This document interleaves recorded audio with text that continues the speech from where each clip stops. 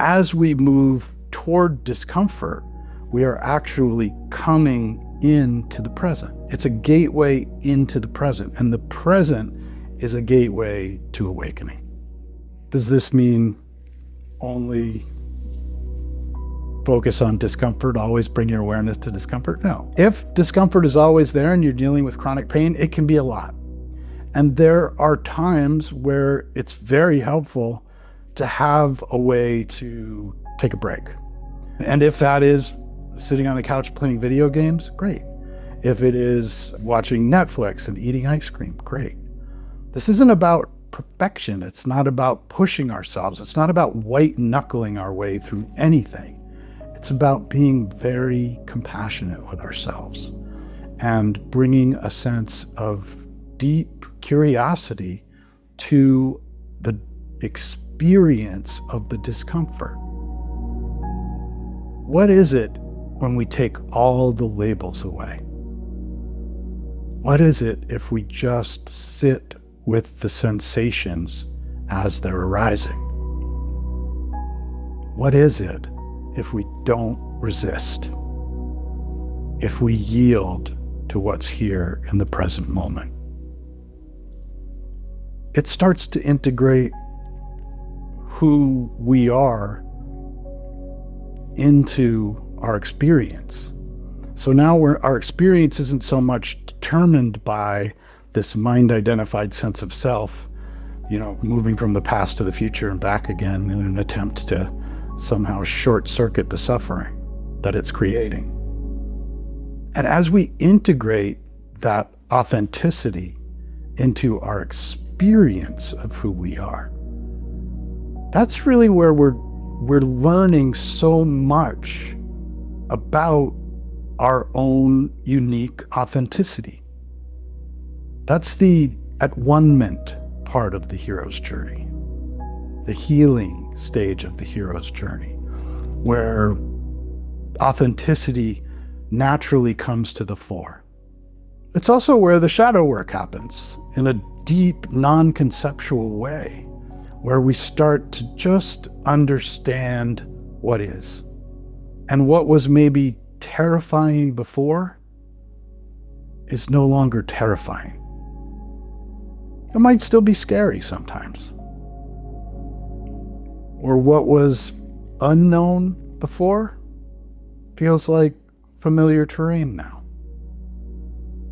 And we have a sense of who we are in it.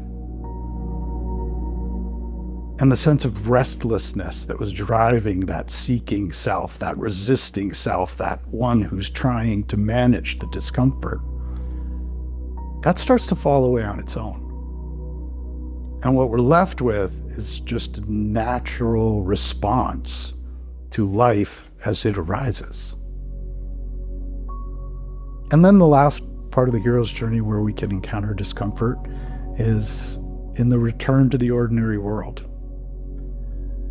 where we're right in the same place we started, but we're not the same person who left on that journey to knowing ourselves. And so there can be people around us who are like, but why aren't you like you always were? We always did this, or we always did that, or we suffered together, and now you don't want to suffer with me anymore. And we might have to have boundaries, or we might have to express ourselves differently than we have before. And that can be uncomfortable for us, as well as sometimes for the people who love us.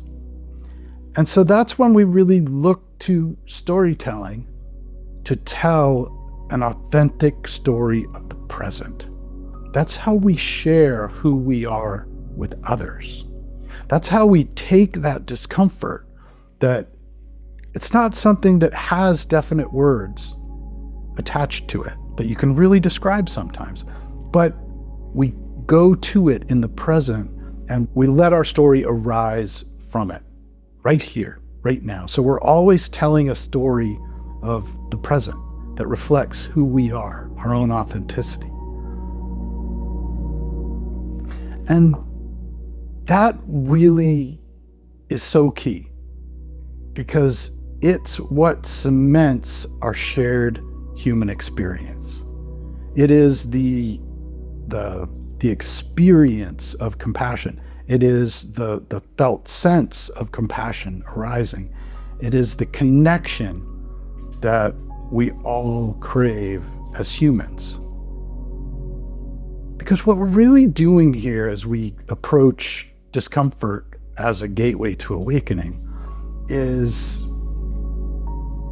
acknowledging our shared humanity. All of it.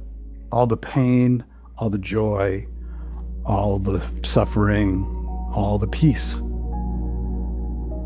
And when we can hold it all, instead of picking and choosing and pushing away, it simply arises and we are just there with it, moving through it as it happens, being who we are, not transcending into some peaceful, blissful space. And when we don't feel peaceful and blissful, oh crap, we're doing it wrong, and I wish I was more spiritual, or I wish I could raise my vibe, or all that stuff that gets in our way and just creates more discomfort, just creates more suffering. Instead, we go the other way. We come right to it. And we ask ourselves, what if discomfort isn't a problem to solve, but just a doorway to knowing more deeply who we are?